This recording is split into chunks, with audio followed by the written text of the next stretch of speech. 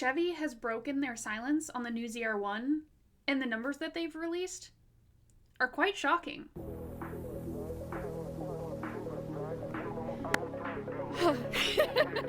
Hi, I'm Taylor.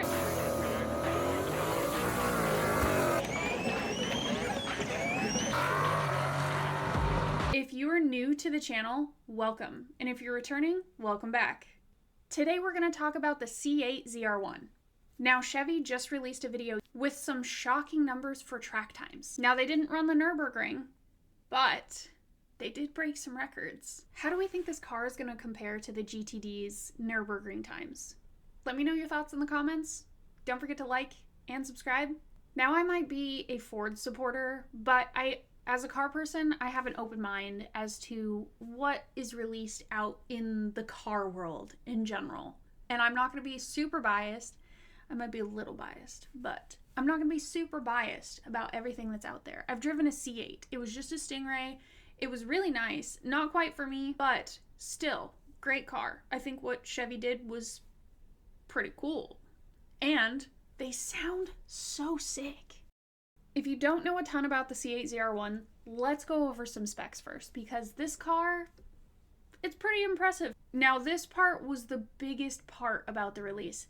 1,064 horsepower at 7,000 RPM with a top speed of 233 miles per hour and 828 pound-feet of torque.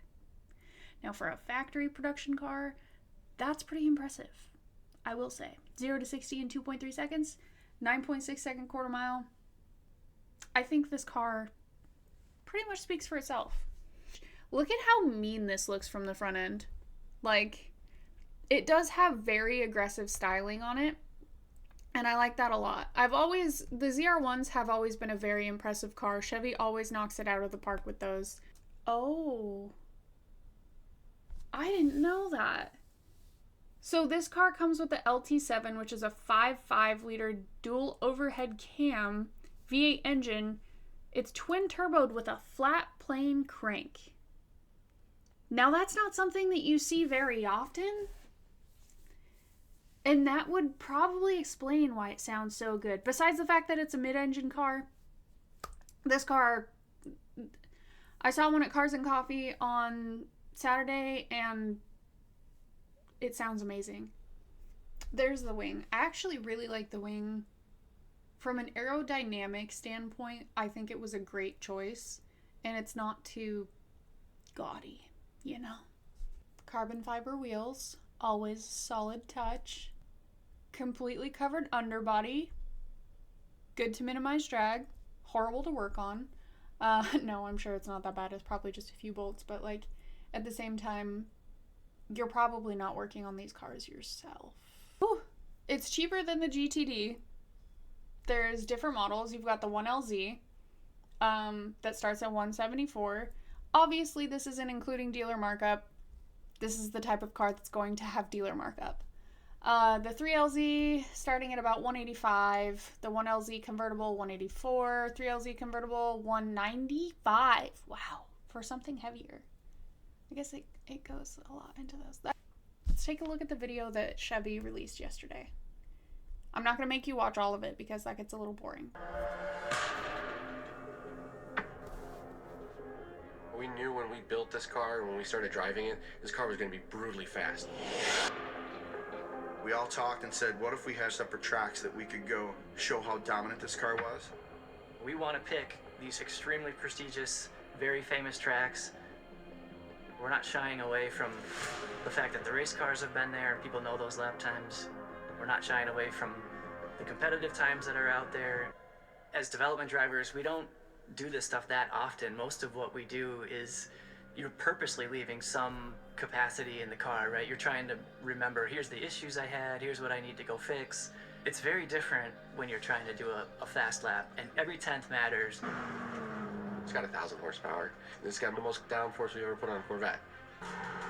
This car's got great flow and it transitions really well, so getting in and out of those left to right combinations, this car's really strong. The one thing I will say that's interesting, I see that all these cars have cages, and obviously that's a safety purpose for running tracks like this and all of that. They have their safety equipment On top of their safety equipment, they have different seats. The passenger seat's non-existent. The cars that everyone else is going to get aren't going to be exactly the same. They're going to be pretty close. I'm curious if the weight reduction of taking out the factory seats makes up for the weight of the cage that's in the car. If that just kind of like evens it out across the board. With turn 12, which is probably their most iconic corner, you're coming up a very steep hill and you go under their bridge, which then drops downhill quite a bit. So it's this blind uphill that's pretty much at max lat. You drop over the hill crest, down the hill, and you're basically looking right at their building and a giant wall. That's extremely intimidating. Section is the high-speed S's. They are this flowing, really high-speed area where it's 165 miles per hour in this car turning in. So you have to be very precise on your marks. And then at the end of that is... See, that's one advantage that Corvette has always had over other cars, is they have such a low center of gravity that, like, they're made for handling. If you look at a Corvette, it literally just, it sits nicely. They've had weight advantages, they have a low center of gravity, on top of having all this aero packages. Quite honestly, it's hard to compare the GTD and the ZR1 because they just are different cars. Like, you look at the GTD and it's big and it sits big and high and it's intimidating and it's just aggressive. Like, it's just aggressively a big car. You look at this one, is it a big car? Yes. But it's like that sleek, low-sitting, made-to-handle vehicle. There's a reason that people love Corvettes so much. I will say that. I'm not a huge Chevy fan, but I will say I've always had a soft spot for Corvettes.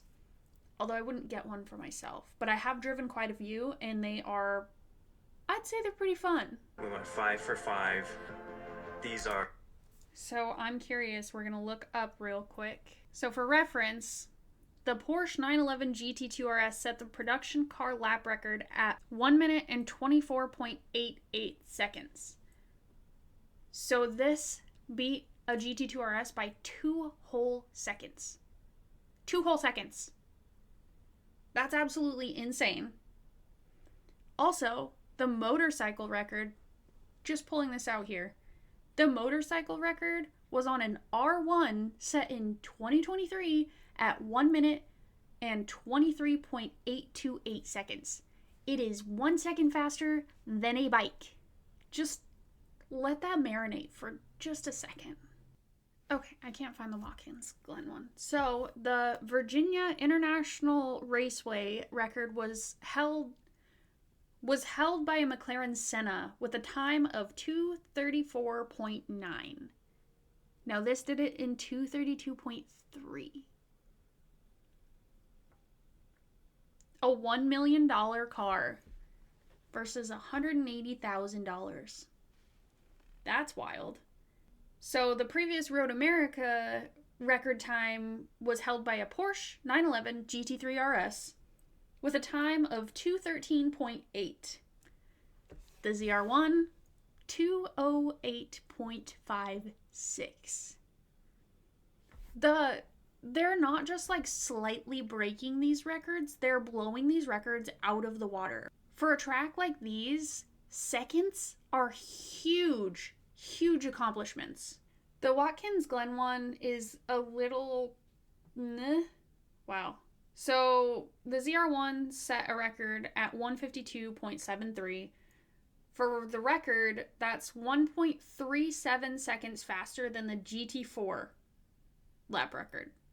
So it beat out a GT4, a GT3 RS, a GT2 RS, and a McLaren Senna. Can we just let's look up the Nürburgring lap records for these cars.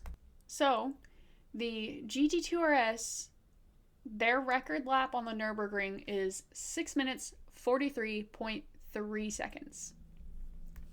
Let's look at the GT3 RS. 6 minutes and 49.328 seconds. Now, the GTD did get a sub 7 minute. So all of these cars, so basically trying to make a comparison here, it's hard because obviously the Nürburgring is a track within itself. It's hard to compare to other tracks. It's the track, you know? But seeing that the ZR1 has already beat 5 different lap records against cars that hold a sub 7 minute lap time on the Nürburgring, honestly, I wouldn't be surprised if this ran a faster time than the GTD. So if we take our little comparison scale here, we've got a ZR1, makes over 1,000 horsepower, holds 5 lap records now. It doesn't have limited production numbers, and it's $180,000 before dealer markup. MSRP around $180,000. And you also don't have to qualify with certain purchases that you have or have not made to be able to buy a ZR1. The GTD makes under 1,000 horsepower, is only available to certain people that have bought certain things from Ford. Limited production models, $300,000. So my question is, when is Chevy gonna go to the Nürburgring? I know I'm wondering it. I'm sure everybody else is wondering it, because that was the main thing that people brought up when the GTD made top 10 under 7. Everyone was like, just wait for the ZR1, just wait for the ZR1. Like, here we go. Chevy, let's see it, please. I know we all want to. So, when's it happening? Anyways, I think that's it for today. Let me know your thoughts in the comments. Do you think that this is going to run a sub 7 minute Nürburgring time? I think it's a possibility. Do you think that this is more worth it over the Mustang GTD? I think it is. And I'm a Ford person. Don't forget to like, comment, subscribe. If you like my videos, be back for more.